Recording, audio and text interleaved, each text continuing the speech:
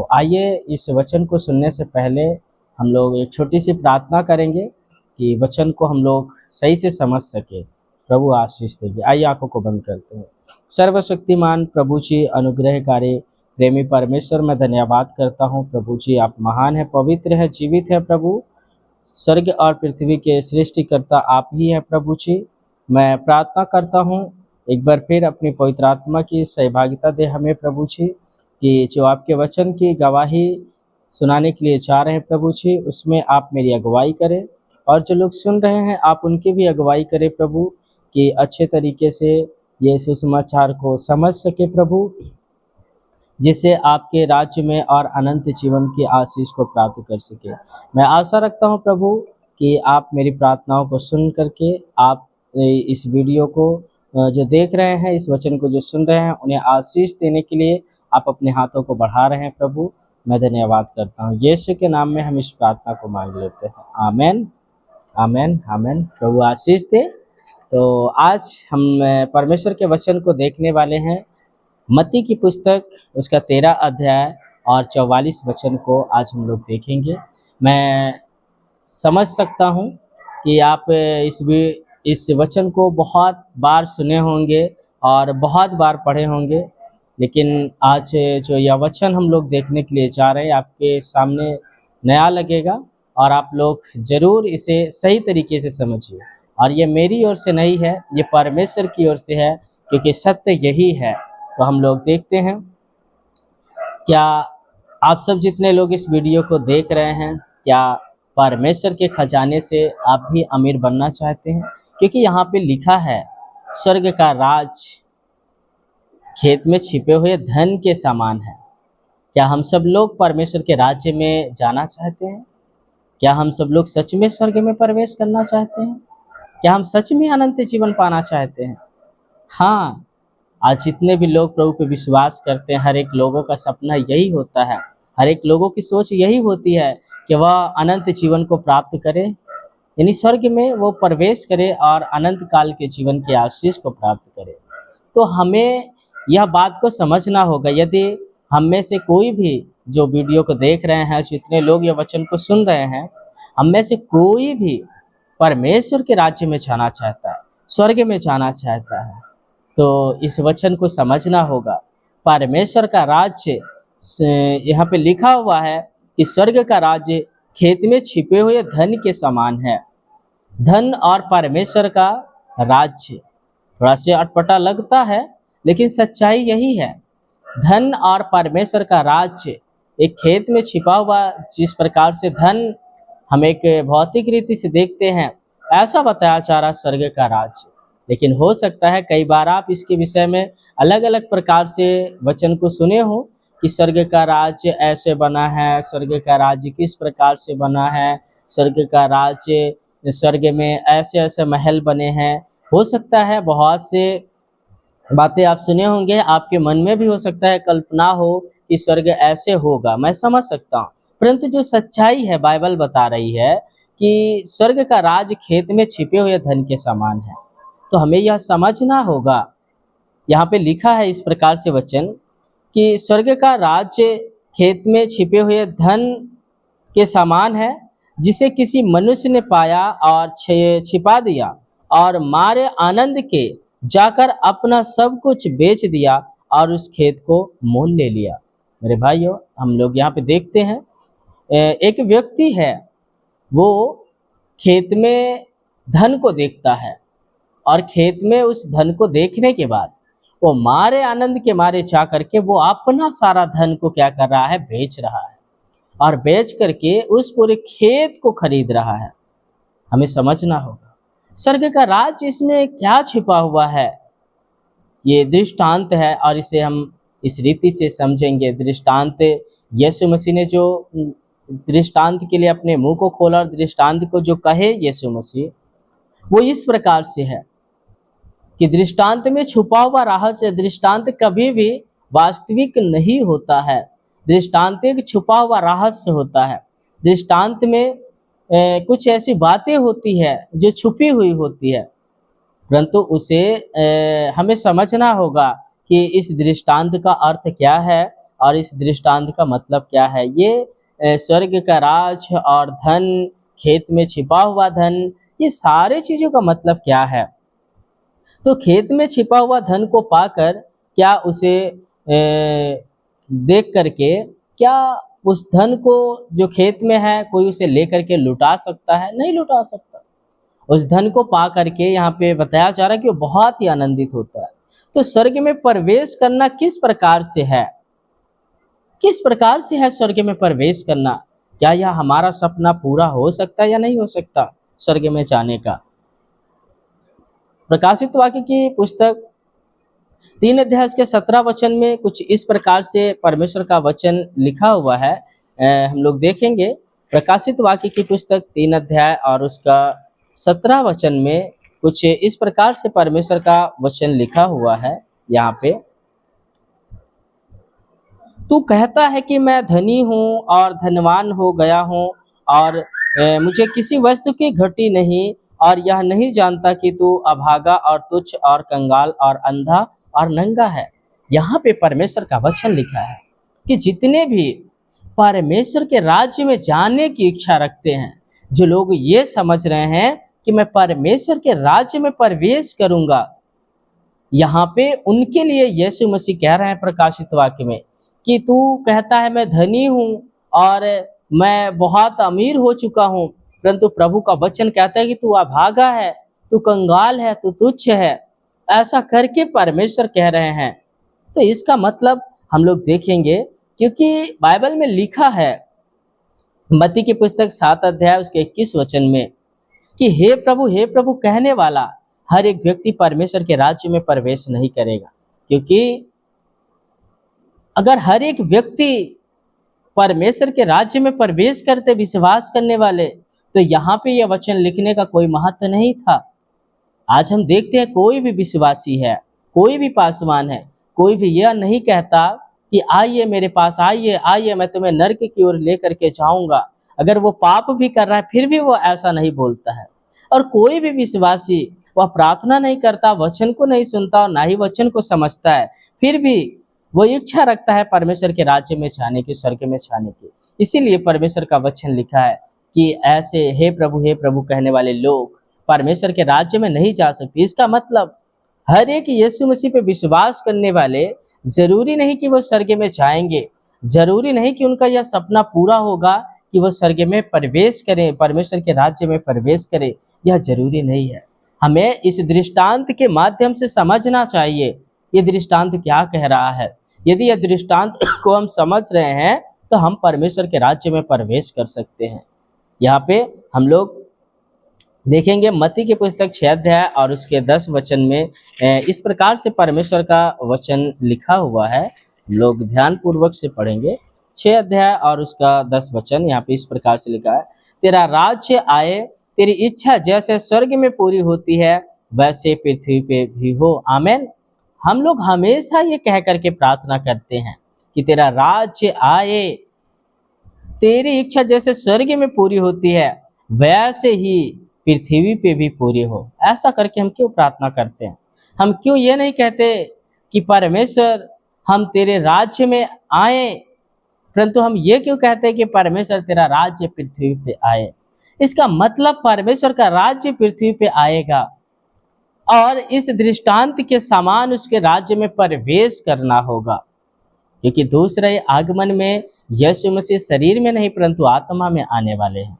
इसलिए हमें यह बात को ध्यान पूर्वक समझना होगा। इसलिए यीशु ने चेलों को कहा तुम इस प्रकार से प्रार्थना करो। यदि इस प्रकार से प्रार्थना करके परमेश्वर के समीप आओगे तो तुम उसके राज्य में प्रवेश करोगे।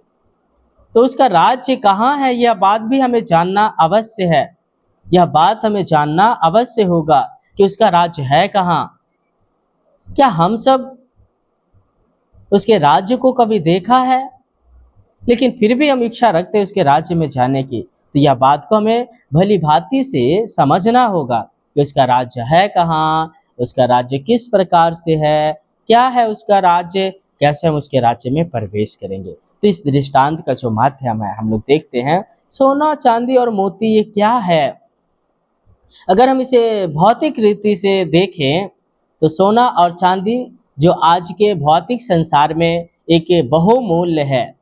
इसका लोग मतलब कहा जाए तो जिस किसी के पास सोना और चांदी ये है तो वो उसे बहुत ही संभाल कर रखता है, और आज के संसार में ये बहुत ही बहुमूल्य माना जाता है।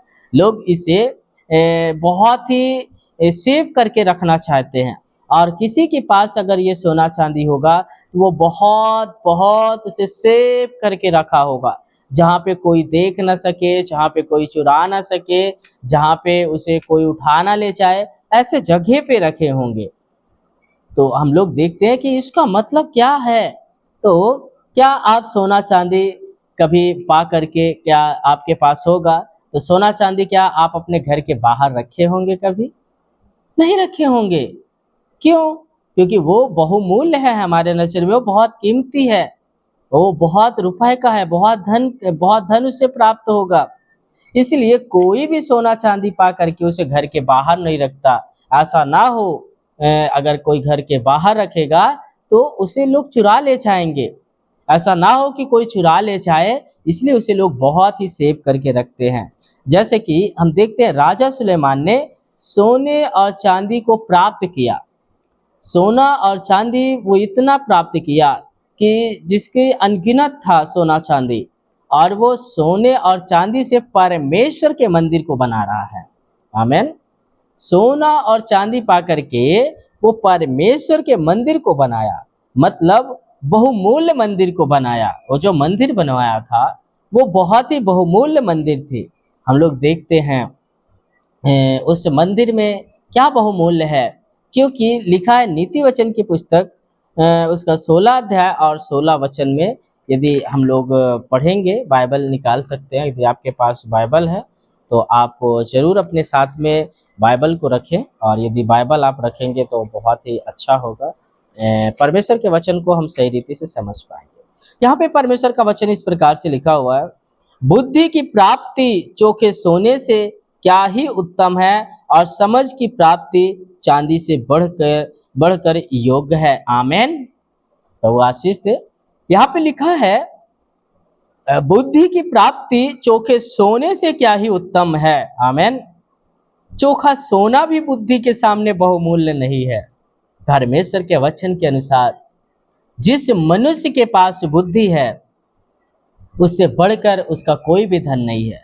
राजा सुलेमान को जब राजा बनने का अधिकार मिला तो वो सबसे पहले परमेश्वर से वो क्या मांगते हैं, प्रार्थना करते हैं। तो वो परमेश्वर से यही बोलते कि परमेश्वर मुझे बुद्धि दे कि मैं ठीक रीति से तेरे लोगों का न्याय कर सकूं।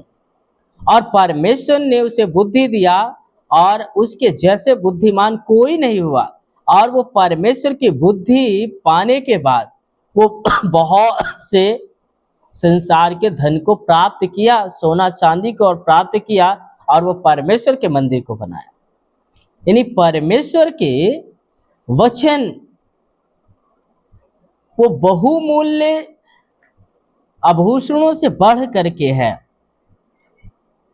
बुद्धि को प्राप्त करना सोने चांदी से उत्तम है, ऐसा परमेश्वर के वचन में हम लोग देखते हैं कि राजा सुलेमान के साथ ऐसा ही हुआ। उन्होंने बुद्धि प्राप्त करके सारे राष्ट्र पे उस समय वह राज्य किया, और उस समय का उसके जैसे बुद्धिमान कोई भी राजा नहीं पाया गया, और ना ही उसके जैसे किसी के पास धन नहीं था। हम लोग यहाँ पे देखते हैं भजन संहिता की पुस्तक को भी हम लोग एक बार पढ़ेंगे। भजन संहिता की पुस्तक 12 अध्याय उसका 6 वचन हम लोग यदि देख, यहाँ पे इस प्रकार से लिखा है, परमेश्वर का वचन पवित्र है, उस चांदी के समान जो भट्ठी में मिट्टी पर ताई गई हो और 7 बार निर्बल की हुई। आमेन। बोले यीशु मसीह की। हम लोग देखते हैं प्रभु का वचन ताया हुआ है। प्रभु का वचन यहाँ पे हम लोग देखते हैं कि जो सोना, प्रभु का वचन को प्राप्त करना ताए हुए चांदी से उत्तम है, ताए हुए सोने से उत्तम है। ताया हुआ सोना का मतलब क्या हम लोग समझ रहे हैं? ताया हुआ सोना का मतलब यह है कि एकदम शुद्ध, उसमें किसी प्रकार की मिलावटी नहीं है। उसी प्रकार से परमेश्वर का वचन उन ताए हुए सोने और चांदी से उत्तम है, वो धन से उत्तम है। परमेश्वर का वचन जो हम सुन रहे हैं वो उससे भी उत्तम है, सोने और चांदी से, क्योंकि खजाना का अर्थ है परमेश्वर का वचन। आमेन। हम लोग नीति वचन की पुस्तक 2 अध्याय और 5 वचन में हम लोग इस प्रकार से देखेंगे। यहाँ पे इस प्रकार लिखा है, हे मेरे पुत्र, यदि तू मेरे वचन ग्रहण करे और मेरी आज्ञाओं को अपने हृदय में रख छोड़े और बुद्धि की बात ध्यान से सुने और समझ की बात मन लगाकर सोचे और प्रवीणता और समझ के लिए अति यत्न से पुकारे और उसको चांदी के समान ढूंढे और गुप्त धन के समान उसकी खोज में लगा रहे, तो तू यहोवा के भय को समझेगा और परमेश्वर का ज्ञान तुझे प्राप्त होगा। आमेन। यहाँ पे परमेश्वर का वचन लिखा है कि उसको ढूंढना, परमेश्वर को ढूंढना, उसके वचन को समझना और ढूंढना यहाँ पे धन के समान है। यानी खजाना का मतलब होता है परमेश्वर का वचन। खजाना जो है यह परमेश्वर का वचन। यदि हम एक बार व्यवस्था विवरण की पुस्तक को भी देखेंगे तो यहाँ पे कुछ इस प्रकार से परमेश्वर का वचन लिखा हुआ है। यदि हम व्यवस्था विवरण की पुस्तक और उसका 26 निकालेंगे और उसका 26 का हम 18 पढ़ेंगे तो यहाँ पे इस प्रकार से परमेश्वर का वचन लिखा हुआ है, और यहोवा ने भी आज तुझको अपने वचन के अनुसार अपना प्रजा रूपी निज धन संपत्ति माना है कि तू उसकी सब आज्ञाओं को माना करे। आमीन। परमेश्वर की दृष्टि में हमें उसके धन और संपत्ति है। वो चाहता है कि हम उसकी आज्ञाओं को माने, और उसकी आज्ञाओं को मानना वो धन को प्राप्त करने के समान है। आमीन। बोले यीशु मसीह की। तो इसी प्रकार से हमें परमेश्वर के वचन को ढूंढना चाहिए। जिस प्रकार से वह व्यक्ति खेत में छिपे हुए धन को देख करके आनंद से अपने घर जा करके सारे धन को बेच करके उस खेत को खरीदने के लिए चाहता है, जो हमारे पास है उसे बेच देना चाहिए। परमेश्वर का वचन हमें इसी रीति से ढूंढना है, क्योंकि परमेश्वर का वचन उस खेत में गड़े हुए धन के समान है। जैसे वह व्यक्ति धन को देखकर अपना सब कुछ बेचता है और उस खेत के मालिक को पैसा दे करके वो उसको खेत को मोल लेता है। तो हम लोगों को भी ऐसे ही परमेश्वर के वचन को ढूंढना है, जो हमारे पास है उसे बेच देना है। मतलब पुराने जीवन की बुराइयों को बेचना है और खरीदना है प्रभु का वचन, जो हमें प्रभु के वचन जो हमें अमीर बनाता है। आमीन। बोले यीशु मसीह की। तो हमें बेचना है। वो बेचने वाली क्या चीजें हैं जो हमें बेच करके हमें उस धन को खरीदना है। तो धन 2 प्रकार के होते हैं, एक सही धन होता है और एक गलत धन भी होता है। तो हमें सही धन को प्राप्त करना है। जैसे उस व्यक्ति ने खेत में उस धन को देखा जो बहुमूल्य था, इसलिए वो अपने सारे धन को बेच डाला और बेच करके वो उसे क्या कर रहा है, खेत के मालिक से उसे खरीद ले रहा है। तो परमेश्वर का वचन सोने चांदी से उत्तम है। तो परमेश्वर का वचन लेने के लिए हमें पुराने जीवन का वचन छोड़ देना चाहिए। संसार का जो जीवन था, जो संसार का हमारे जीवन में, हमारे मानसिकता में वचन भरा था, जो झूठा वचन था हमारे पास, जिससे हमारे पास जीवन नहीं मिल सकता, उस वचन को हमें अपने जीवन से छोड़ देना चाहिए। मतलब उसे बेच देना चाहिए और हमें परमेश्वर के वचन लेना चाहिए। यदि आप अपना समय निकालते हैं और परमेश्वर के वचन को सुनते हैं, यदि आप परमेश्वर के वचन को ग्रहण कर रहे हैं, बड़े मेहनत के साथ और सताव के भी साथ आप परमेश्वर के वचन को सुनने के लिए इकट्ठा हो रहे हैं, आप जा रहे हैं, अपना समय निकाल रहे हैं, इसका मतलब आप अपने पुराने धन को बेच रहे हैं और नया और उत्तम धन आप खरीद रहे हैं, जिससे आप परमेश्वर के राज्य में प्रवेश कर सकते हैं। आमीन। क्योंकि परमेश्वर का वचन क्या है? परमेश्वर का वचन ही हमारा जीवन है। हम लोग यूहन्ना की पुस्तक 1 अध्याय उसके 1 वचन में जब पढ़ते हैं तो लिखा है, आदि में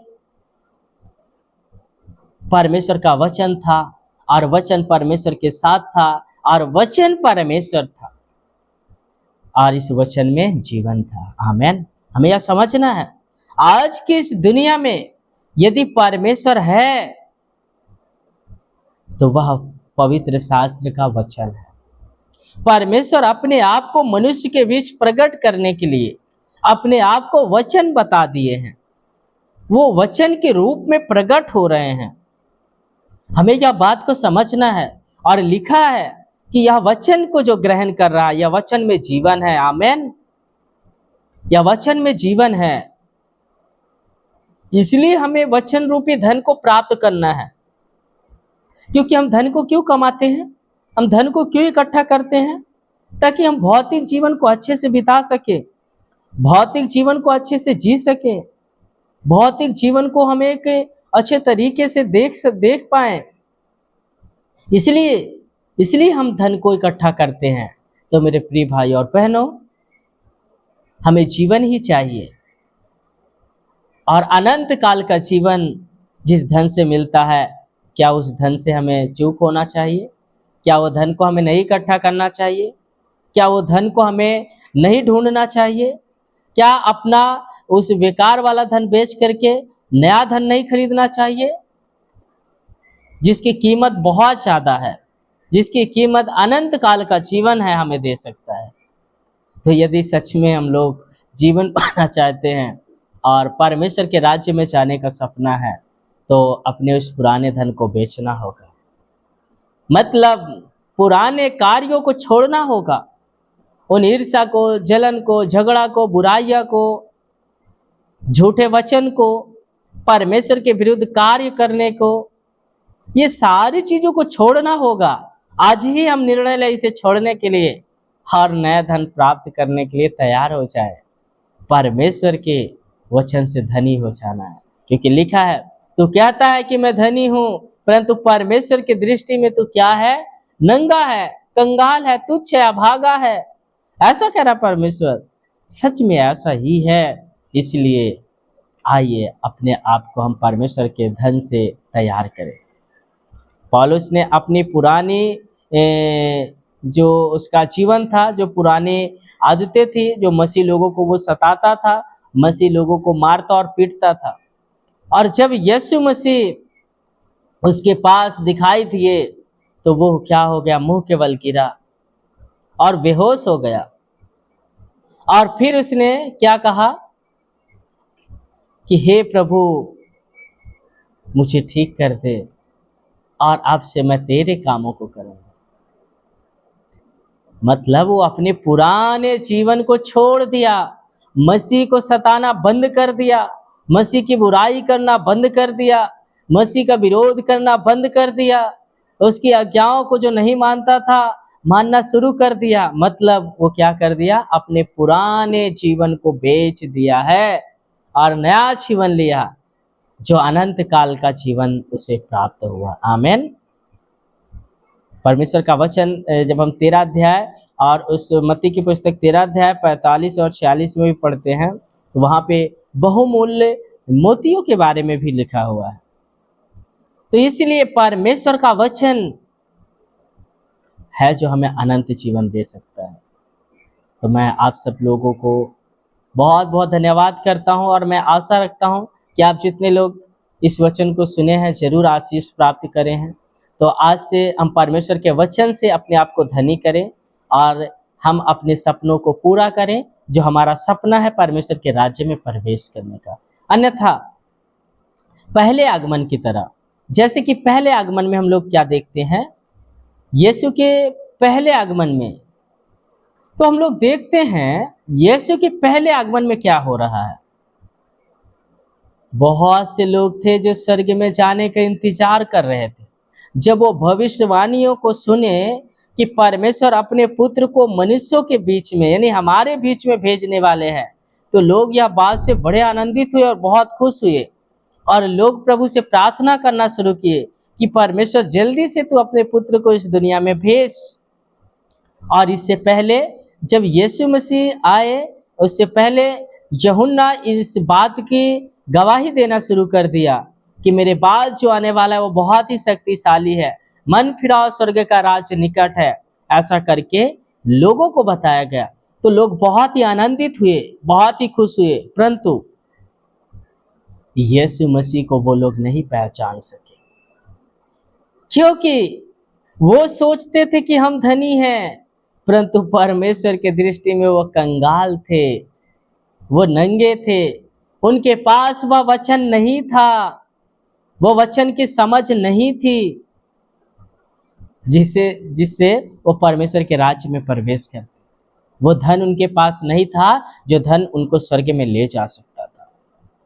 तो मेरे प्रियो, आज हमें ऐसे धन को नहीं इकट्ठा करना है जो हमें स्वर्ग ना ले जा पाए। धन का मतलब समझ रहे हैं ना क्या हो रहा है?